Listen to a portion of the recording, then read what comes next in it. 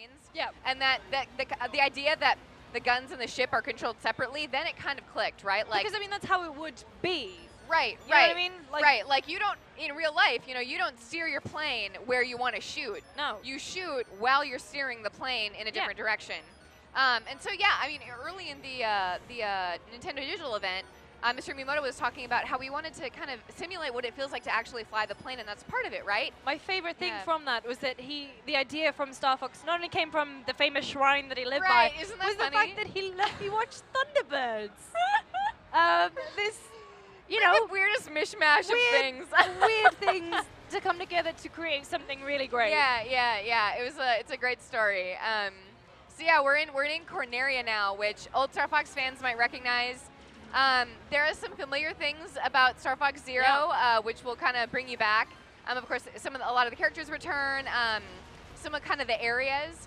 But it really is, especially with the way that you move around this space. And think about the way that you're controlling the Arwing. Like, it's such a different experience. It's a different way to experience Star Fox in a lot of big ways. So it's going to be awesome. We also have the walker. Oh, wow. I wonder if Sarah of course. can hear us. Let's kind of see if we can get Sarah Yeah. to show us one of the big things. So Yeah. this was a gameplay mechanic that was cut from the sadly never surfaced Star Fox So 2. there were some, I think they were talking about that in the digital event, right? Talking about how some of those elements, like the walker, you know, are kind of resurfacing. They wanted to share those things with folks. So let's see if Sarah can pick up the walker. She's really into this. She's really into it. I think she's got it.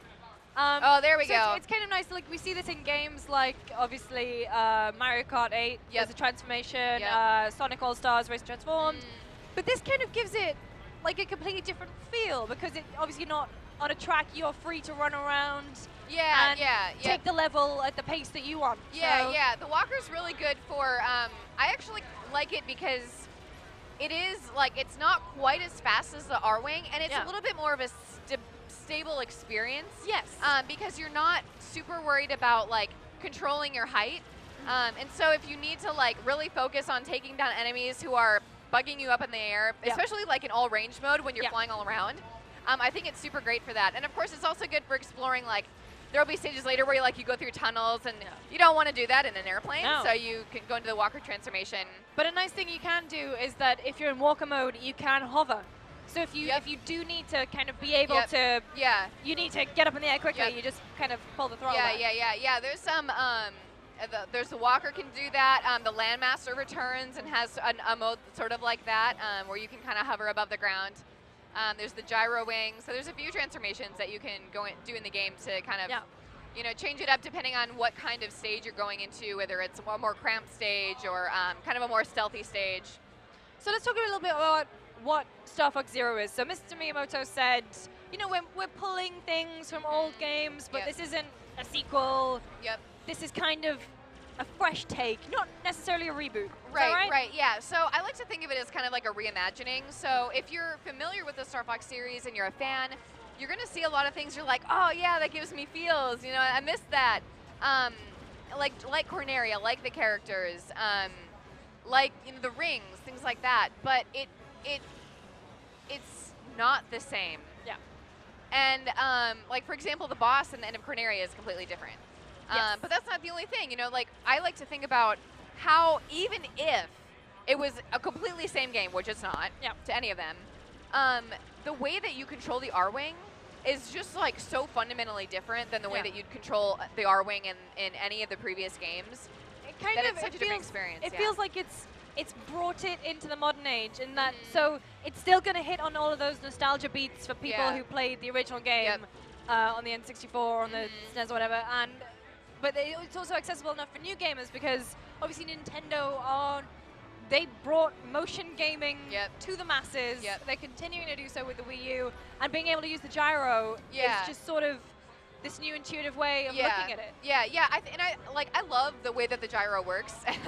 I love that it works. I'm the same way with Splatoon. Like, you can use the 6 in Splatoon, but I actually prefer the gyro. Like, it's quicker, it's more accurate. And the same goes for the way that it controls with Star Fox Zero. Like, I love having my Arwing control with the 6 and then the aiming be able to have that like quicker turn with the gyro. It's just, and it's like, if you think about, like, if it were a Star Fox game from the old days and you brought it to just like a normal controller or whatever, like you've got like your 4 buttons or something, and it's like it feels kind of flat, right? But now you've got so many new exciting things to learn that I'm just like, I'm really excited to pick this up. I haven't really like gotten into a Star Fox game since Star Fox 64. I guess you could count Star Fox Adventure. Yeah. But not quite. Yeah. A little bit different experience. And so I'm super excited to get into Zero and to just like kind of relearn what I thought I knew. Yeah, about Star Fox. So let's talk a little bit about the story. So Fox McCloud and all his friends return. Yeah. What is the kind of, is this kind of going to be running on the same themes? Is this a story we've seen before, or is it going to take us in a kind of new, unexplored territory? Right. So all we know now is that Andross is involved, and Andross is still naughty pants. And it's up to Star Fox's gang, good gang, to take down Andross. But that's really all we're letting on. The only thing you're letting on to. Yeah. Here is the giant boss fight that I mentioned earlier. Yeah. It's the weaponized flying fortress. Of course it is. Ridiculous. So, I mean, let's take a look at how Sarah's going to yeah. tackle this. Yeah, and you can actually take this boss down in a couple different ways. Yeah. You can shoot down like all the top guns and make it fall. So I was trying to take out each laser. Yeah. Or what she did is she shot down one and then it toppled one of the sides. And what she can then do, let's see if she's going to do it, is there's like a little hole that she can go into with the walker. Yep. Yeah. And what she can then do is, let's see if she can make it. Oh, yes. Nice. Okay. So this is a great example of just the transformation and how you can tackle things in different ways. Yeah, and this way is totally optional. I didn't know about it until somebody at work was like, "Did you know? Did you see? What?" So you can go in and take down the core, which is pretty cool. I mean, we've kind of we've said how great the gyroscope is. Can you play it on just the game, the Pro controller? TBD. Teases at Nintendo. Yeah. I strongly recommend really spending some time with the gyro, because it is a really cool way to play the game. But that was the thing that with Splatoon, someone had a Pro controller and just attached a nunchuck to it, right? Oh, I don't know. I always play with a gamepad. Yeah, I mean, whatever you crazy folks do. Yeah, it's like you're gonna MacGyver it. Oh, wow, she's taking it down. Yeah. Which is, I mean, I've not seen this before, so. But no, I died the first time too. Yeah, it took me a while. Oh, and a nice salute. Good job, General Pepper. I also like to think of, I think it was maybe Star Fox 64 when the voices were